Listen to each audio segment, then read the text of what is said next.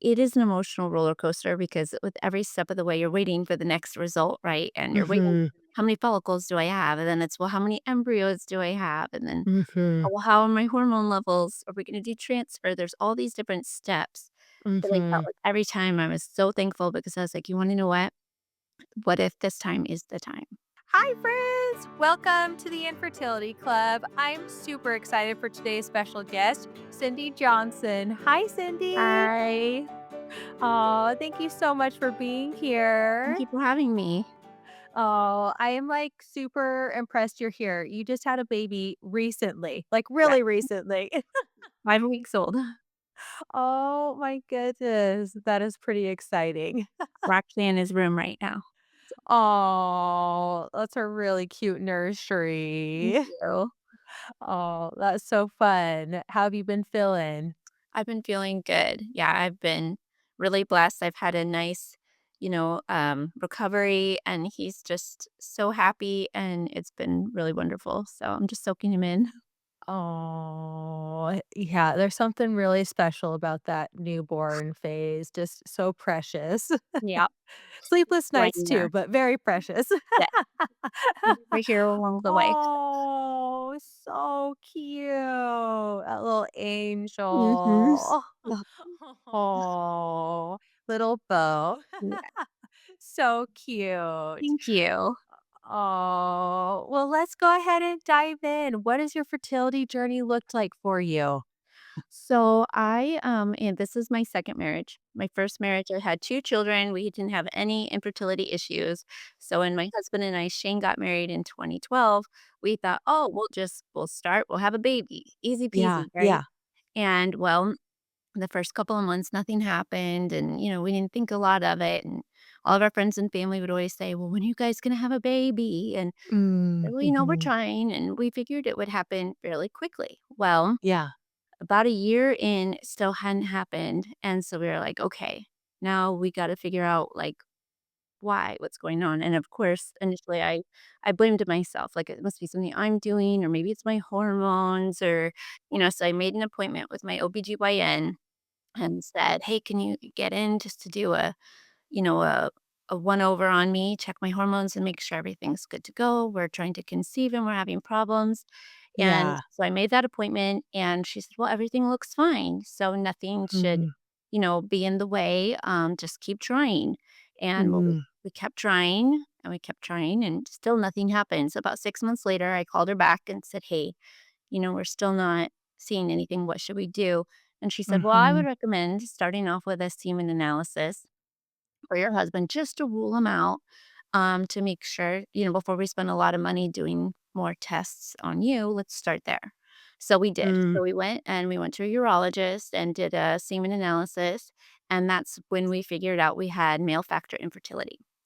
So Okay. that's what led us down the infertility journey with then Mhm. looking into, okay, what can we do? So we started with what the books about, like which vitamins to take and what lifestyle choices to make and, different things to help increase our odds. And we explored the option of like doing a clomid or something like that. And Mhm. he did genetic testing with the urologist. Mm. And we really weren't getting any answers with all the testing we were doing. And so we Wow. didn't see anything that was within our control that we could really do, and that's what sent us down the journey to look for, infertility specialist. Mm, So that's mhm. when I, went to work Googling everyone for IVF and like, okay, what do I do now? And Yeah, then we yeah. came across New Direction Fertility, which is local to me, and they had a whole bunch of information, on their website, and I was like, "Okay, like, this seems affordable," because in my head, I was thinking, "Well, that's something we can't afford that. That's way out of our realm. Our insurance wouldn't cover anything like that." So I was like, when I came across this doctor and I was like, "Wow, they are black and white about their fees. Let me reach out and just see, like, let's at least do the testing and see what they have to say." And Yeah. then so we went there and, the doctor came in and went over our results with us, and he said, well, basically, he thought IVF was really our only option to become Mm. parents. And that was a really hard hit because we were like, "Well, what about an IUI or other medications we can try first before we jump to that. And he basically said that my husband's sperm count was so low that he thought it would just be a waste of time and money, which I actually really Mm, appreciated because at this point, mhm. I felt like we had already spent so much time and money because, Yeah. like, the timeline from the time we originally started trying to get pregnant until the time we actually did get pregnant was 5 years. Oh, So, wow. we tried all the vitamins, Yeah. we tried all the Yeah. things, so I appreciated the Mhm. honesty with him saying, "You wanna know what? Totally. I think IUIs are gonna be a waste of time," because the Mhm. sperm count was just so low that Mhm. I think the odds would be in our favor, and so Yeah. we're like, "Okay, well, that's what we're gonna do, and we're gonna do IVF," and so Mhm. we both talked about it, and we agreed that, yes, that's what we wanna do, and I had an amazing experience at that clinic, and they were, really helpful in explaining everything to me, and, we had to pay cash we were cash pay patients, which was really difficult at that time.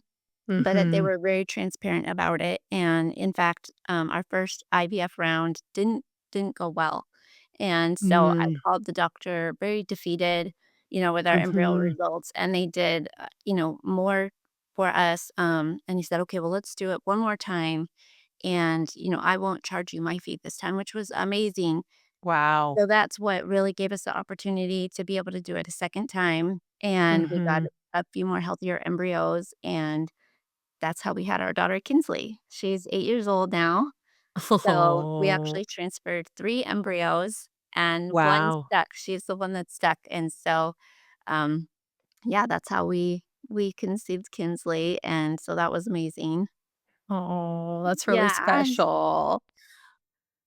But I do wanna add that I feel like getting from, looking to that point, I did a ton of research, and I reached out, to YouTube channels to watch, okay, what is IVF like, and what's the process, and how do you do it? And so I kinda had an idea when we went into the clinic what to expect.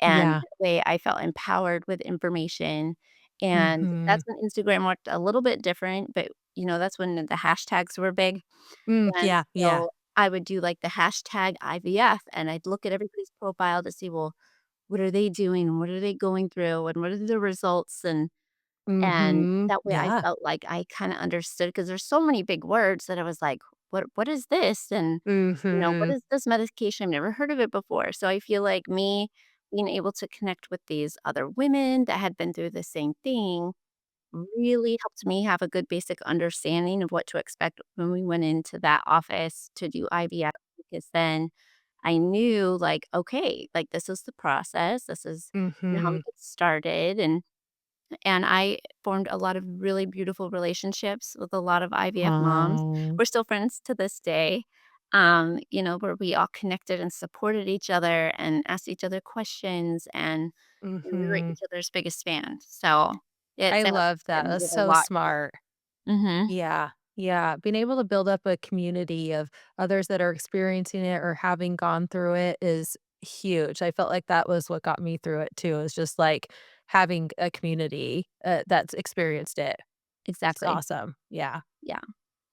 That's 'Cause then amazing. you had someone to ask questions like, "Is this normal?" And they'd be Mhm. like, "Yes, Totally. same thing happened to me."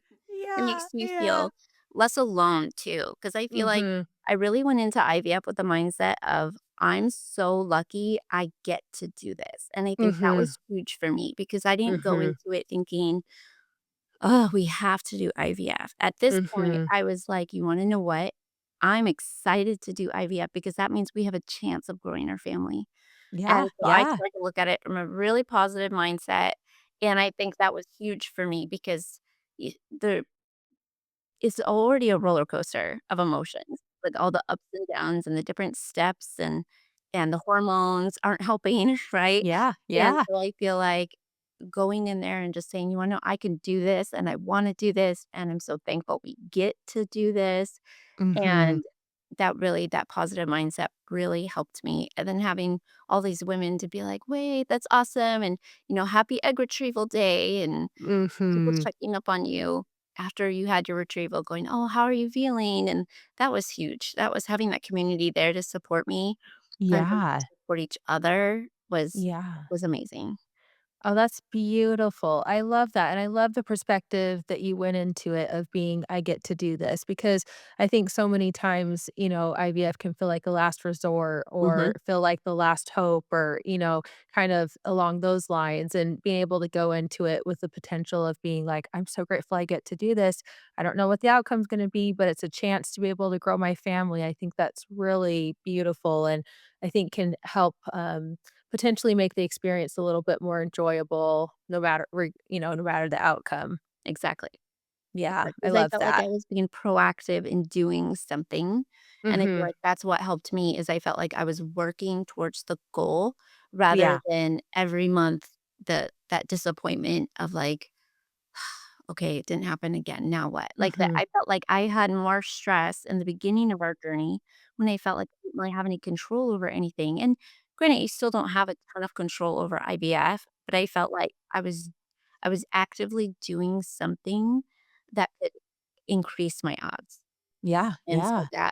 that to me was what made it a happy experience, even though, like, Mhm. it is an emotional roller coaster because with every step of the way, you're waiting for the next result, right? And you're waiting Mhm. for the next, "Well, how many follicles do I have?" And then it's, "Well, how many embryos do I have?" And then, Mhm. "Oh, well, how are my hormone levels?" Are we gonna do transfer?" There's all these different steps, but I felt Mhm. like every time I was so thankful because I was like, "You wanna know what? What if this time is the time?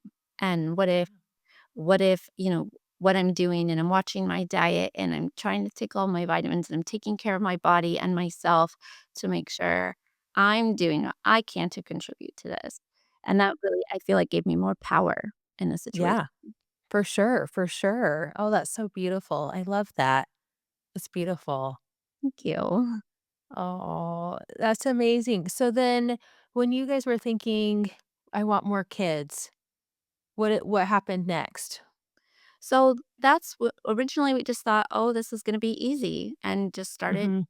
trying, and after well over a year, it was over a year and a half before we sought out the urologist. Mhm. We were kinda like, "Okay, we're both willing to do whatever it takes to try to Mhm. grow our family," because we both knew we wanted more children. We wanted to have children together, and, he's the oldest of 6, and all of his siblings have children, and so for him, that was something he really wanted, and so he was, like, "Why are we having a difficult time? All my siblings aren't having a difficult time," and so we were both Mhm. willing to really do whatever we needed to do, and I remember, like, Yeah. even we threw out all of our Tupperware, and, like, we Oh, yeah. we got rid of, like, all of the perfume in our house and, like, all these little things Mhm.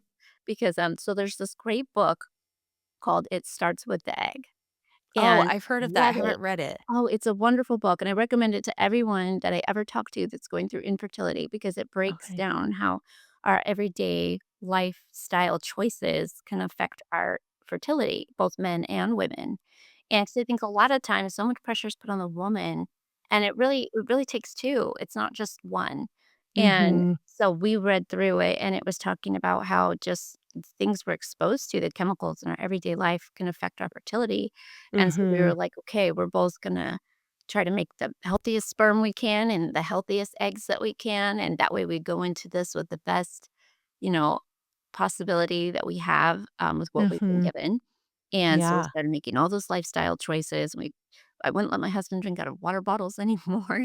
We bought Yeah, him, like, yeah. glass water bottles, and so I mean, looking back, it's kind of funny because I just tore our house upside down and was like, "Okay, this is what the Mhm. book says. This is what we're gonna do." Yeah. And that's when we decided, after that still didn't do the trick, Mhm. that's when we decided to look into IVF and a fertility clinic to help us because we were like, "Okay, trying ourselves, we're doing everything we can, and it's Yeah. just still not Oh, yeah. happening." Yeah, yeah, totally. Oh, that's amazing. It's funny that you're talking about that because 'cause I'm like, I did the same thing where I'm like, I just got rid of everything. I was like, "We're starting fresh." It is, and it's like it felt like it was just one thing, that I could potentially help out with when everything I couldn't control anything else going on and, you Exactly. know yeah, yeah. Oh, that's amazing. So after you guys had Kinsley, then were you thinking after that that we wanna try and have more kids or where were you guys after that? So initially, when we had Kinsley, so we did 2 IVF rounds with her, before we got, healthy embryos. So my first round of embryos, we froze on day 3 because we just didn't Okay. think they'd make it to day 5 or any Mm. further. So we Mhm. froze them on day 3, and they were considered poor quality in their scale, and, so we were like, "Okay, we're not sure it's even gonna work," and so that's why we did one more round just to make sure before we did a transfer, and we had a few more healthier embryos, so we were like, "Okay, we're gonna transfer these," and we transferred 3 of the best ones. Now they still weren't great quality or else they wouldn't have let me transfer 3, right? So I had 1 that was considered an okay quality and then 2 that were considered poor, and they happened to all Okay. 3 be frozen together, which is why Mm. I asked to do all 3 because typically they'll just do 1 or 2, Mhm. and so I said, "Can we please do all 3? Because what if we're leaving the one behind that was the winner?" Like, Mhm. I didn't wanna take those odds because once it was defrosted, they couldn't refreeze it.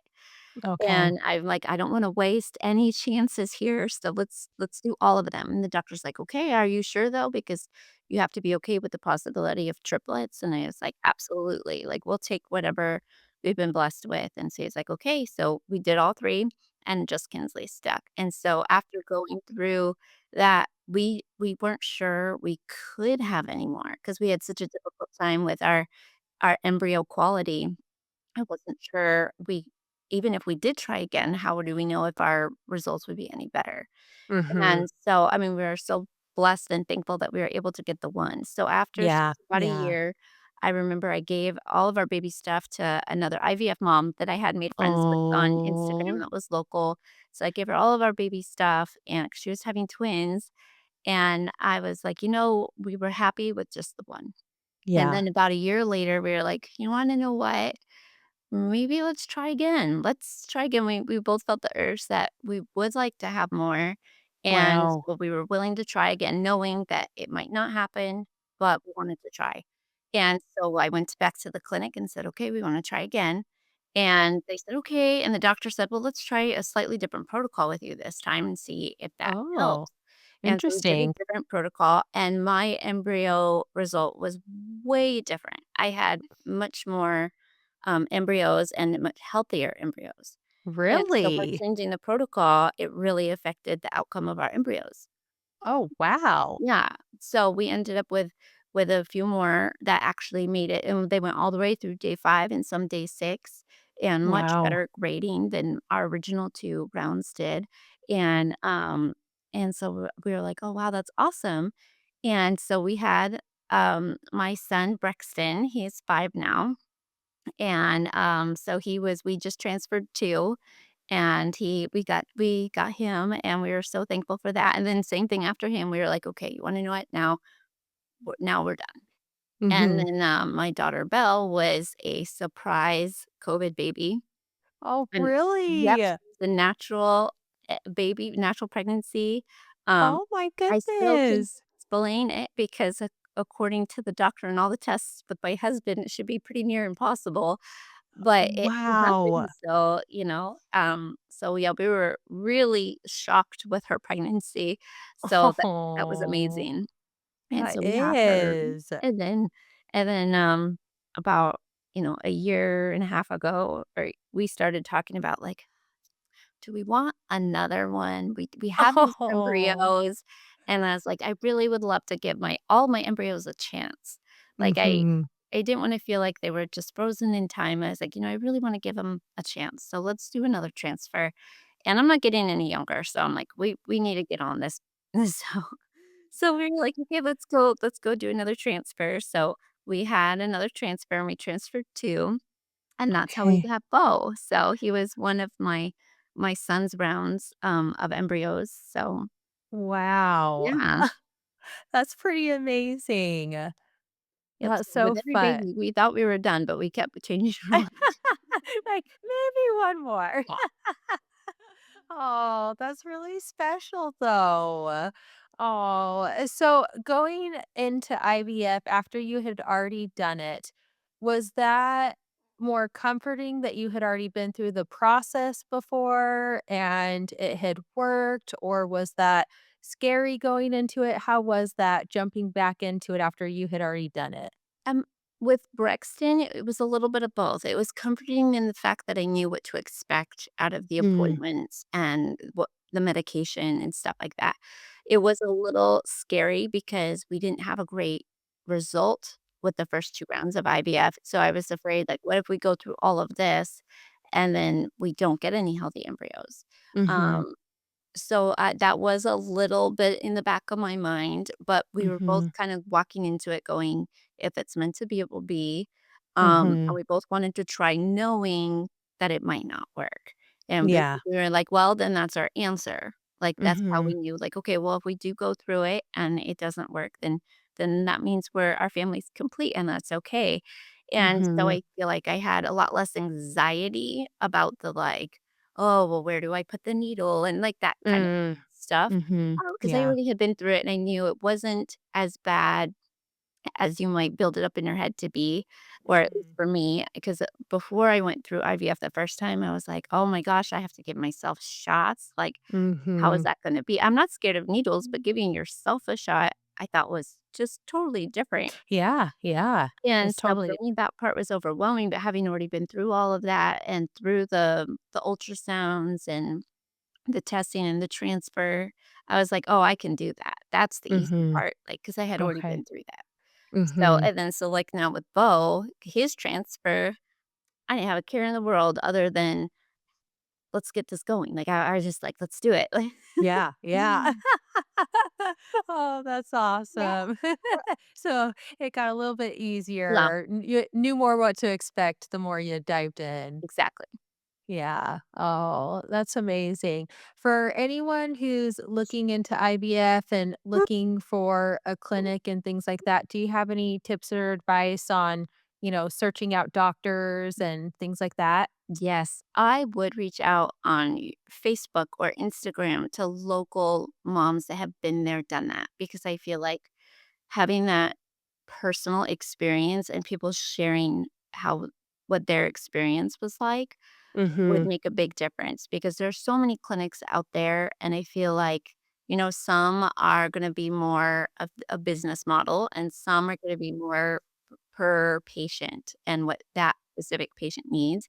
And so before you go spending a lot of time and money finding that out the hard way yourself, I think reaching out to your local community and asking those questions, it is worth its weight in gold because if someone went to a clinic and said, "I had this amazing experience with my doctor and I really felt like he cared," that to me is huge. And like with my doctor I went to, it's funny because my neighbor went to the same doctor at the same clinic and we both have nothing but amazing things to say. Mm. And it's like, that's where you're going to find where you're meant to be is okay, what do other people have to say? Because that is gonna save you so much time and headache because there are a lot of different clinics out there and some, want a package deal and some are more like, "Hey, let's take this step by step and see what you as an individual needs." And that was more my approach, and I liked that better because it was more specific to what I needed, not,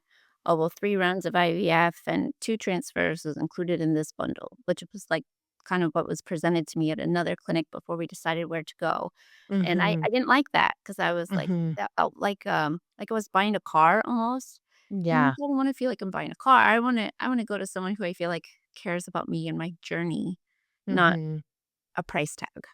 Yeah, yeah, totally. Yeah. I think that's really, really great advice because it's like talking to people and hearing their experiences can give us, kind of that insight and comfort to being like, oh, okay. And, like for us, we've really wanted to transfer 2 embryos, and a lot of clinics don't always transfer 2 embryos. And so I'm like trying to find out which clinics can we transfer Right. 2 embryos. I need a doctor that does that, and that's not for everyone, but yeah, Yeah, it's nice to find someone that aligns with what you're hoping and wanting, and talking to others is really great way to do that. yeah, because not like you said, not everyone might want 2 embryos, but for you, you did. So having a doctor that wants to hear you and acknowledge you and do something that works Mhm. for you and your family, that's huge. Yeah. Yeah. Totally.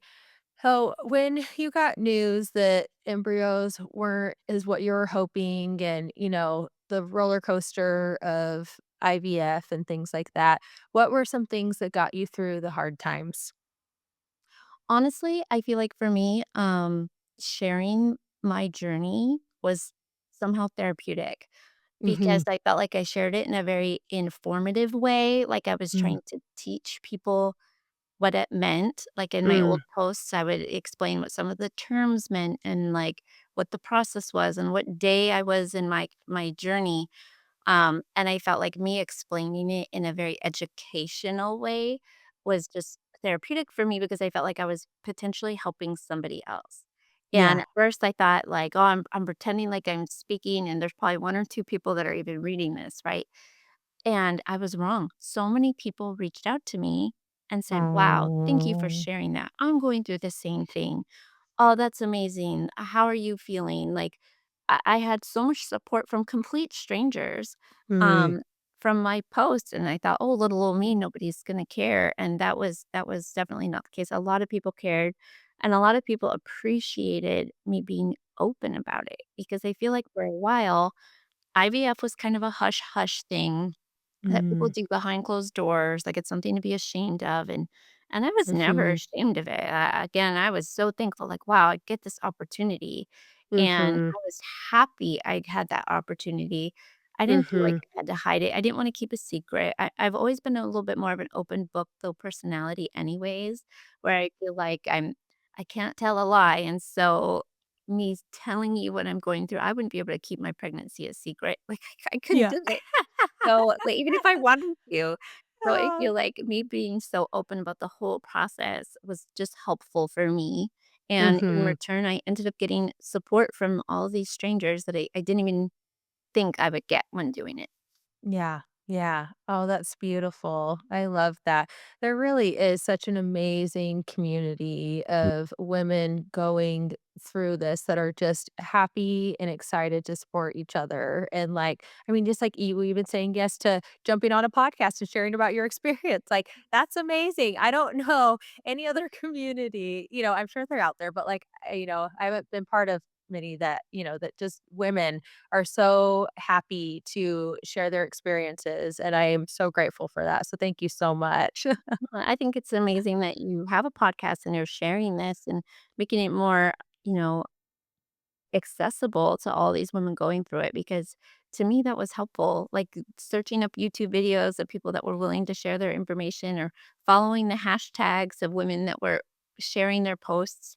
Like that to Mhm. me, that information equaled power. And so I Yeah. think having people know what to expect and having someone they can relate to and not feeling Mhm. like they're alone Yeah. is huge. And that's amazing. And it's amazing that you Right. can share that. Oh, thank you so much. And I'm a lot like you where I would research things out and find people and, so I just felt like I had an amazing community too that was there that I could just learn from and but the more I had dived into it and I started sharing my journey as well, like people started reaching out and being like, I don't know anyone who's gone through this. Like I don't know anyone. And so it was like I just really started thinking, I'm like, I just feel so blessed to have this community of amazing women and meeting people and I need to bring this to other people. Like, if people are willing to share, like, let's get this out there because Mhm. I don't want anyone to ever feel alone in this journey because Right. you don't have to. You don't have to be. It's actually super common Yes, and I for think that's what people people to don't go through realize infertility. Yeah. is a lot more common than you think, Mhm. and it's just Yeah. because I think a lot of people keep it private, which is okay too, and some people Yeah. like to deal with Yeah. things, that way, but I think Mhm. knowing you're not alone and Yeah. knowing you're not the only one and that it's not something shameful is Mhm. it's a lot of relief and a lot takes away a lot of pressure that I feel like women Yeah. tend to put on ourselves. Mhm. We feel like we have to do it, but like, "Oh, well, we should get married and we should have a baby and it should be easy, and if not, what am I doing wrong?" And it's nothing. You're not doing anything wrong. And Mhm. probably half of your street has either knows someone or has done something themselves. It's a lot more common than we even know. Yeah, yeah, for sure. It really is. Yeah. So when you and your husband were going through the IVF treatments and things like that, were there ways that you guys were able to have fun or find ways to bond together through the process? Um, I feel like just, um, making our lifestyle choices kind of became, like, almost a joke, like, you know, um, Yeah. just just some of the Y goofy things, like, like, the getting rid of all the Tupperware and the, like, getting rid of all the plugins because like, we used to have a plug-in in every room, and then once we figured out that that was bad, we were like, "Oh, like, we're gonna get rid of all this stuff," or, like, I read a study that said eating guacamole or avocados rather, increase your egg quality. And so then we Yeah. were like on the hunt. We tried every single restaurant's guacamole, like to say, like, well, I need to eat my avocados today. Like, did we Oh, just do that's like these cute. goofy things together that were probably really small, but like for us, it was kind of almost like our inside joke that we would Yeah. have about it, and so we do fun things like that together. But we were both just really open with each other about the whole process and, tried to just talk about our feelings and how we're doing and work together Mhm. really as a team. And so Mhm. it never felt like I never felt alone because I felt like, Mm. look, we're doing this together as a team. And it Mhm. and we tried to make those choices together and those changes together too. It wasn't just me eating the guacamole, it was him too. Oh, that's so cute. I love that. Oh, is there anything you learned about yourself in the process? Yes, I would say I could be a lot more open than I thought I would, like, especially about private things like that, because I am actually kind of an introvert. But on social media, I felt kind of like, you have a little power behind the screen, right? Because you're not actually standing in front of people. But I'm actually really shy. So the fact I'm on a podcast is like shocking. But A it's big squeaking deal. out of me. Like, because I wanted to share the information, and so I feel Mm, like it's made me realize I'm a lot braver than I thought I was, and a mm, lot stronger than I thought I was. The fact that I can give myself these shots and that I could be willing and able to make these lifestyle choices and that I could mhm, do it and that I could share about it and that, people would reach out to me and saying, "Thank you so much. You helped me in my journey by sharing yours." Like that made me feel mhm, like, wow, like I can make a difference here, which I mhm. never would have known about myself. I always kind of pictured myself as more of the quiet one. And so I feel like that really Oh, has opened me up as a person, and I feel like I'm a lot more open now since then. that's really special. Oh, that's beautiful. Thank you for Yeah. sharing. I love that. You've given so many amazing tidbits and sharing your experiences and what you've learned along the way. Is there anything else you'd like to share with anyone going through the thick of it? I would say, to talk about it and to reach out to people and really seek out, even if they're total strangers, seek out people that have been through it because we're all here and willing and able, and we want to help support you. And Mhm. so, anyone could like reach out to me in my DMs or even Oh. in person, I'd love to talk to people about it because I feel like having somebody and not feeling like you're alone Mhm. really makes it so much easier because I feel like Oh. having all of that pressure and all of the questions and not having anyone to really vent or talk to about it makes it harder on you because you're just bottling all of that up inside and don't have an outlet. So I feel like reaching out to people and just talking about it and not being offended by people's advice because I think people mean well and they don't Mhm. necessarily always know the right thing to say as I don't either. Like I Mhm. probably say dumb stuff and I'll walk away and be like, man, why did I say Oh my gosh, me too, all the time. I'm well, all like, the time. "Ah." I think people mean well, and when they Mhm. try to give advice on how to conceive or how to raise your children or how to pretty much do anything, right? People mean well, and so I feel like not letting people's comments affect you Mm. negatively is also Mhm. super helpful because when you're in the thick of it and you're emotional and you're Mhm. hormonal and you're going through all of these changes and someone says like, "Oh, just relax." That could do one of 2 things. 1, make your head explode, or 2, Yeah. you're like, "Okay, great, awesome advice. You wanna know what? I said go with the latter and just try to smile and nod because people mean well, and so getting upset, I think when people just don't know what to say. And so I Yeah. don't think that they're saying it trying to be rude. I think people are genuinely trying to be supportive. They just don't Yeah. know what to say in that moment. And so I Totally. think, keeping that in the back of your mind also makes it easier because it's super easy to get offended when you're already, emotional and tired and hormonal. Mhm. Those little things can make you spiral, and you don't need to spiral. You just go, you want to know what? I know they mean well, and I'm going to reach out to someone maybe who does understand, and we can both complain about things together. Yeah. Yeah. Vent about Yeah. my frustrations with, and they'll understand. And I think that was huge because you just get it off your chest, and then tomorrow's a Mhm. new day, and you can start Yeah. start fresh. Oh, I love that. I think that's really great. And I appreciate you being so sweet and willing to be there for others. If others do want to connect with you, is Instagram a good spot for that? Yeah, Instagram's a great spot. My Instagram is Cinderella's Farmhouse, and so they can shoot me a message, and I've got lots of old posts on there if they scroll down far enough that, they can see, our IVF journey, and I didn't post as much with this little guy, but just because I had my hands full with the other kids. Hey. But I would love to connect with anyone that has any questions or just needs someone to talk to or, some support. I'd be more than happy. Aw, thank you so much. And Cindy's really fun to follow on Instagram. And she also is a homeschooling mom too. And so it's fun to see that journey on there as well. Thank you.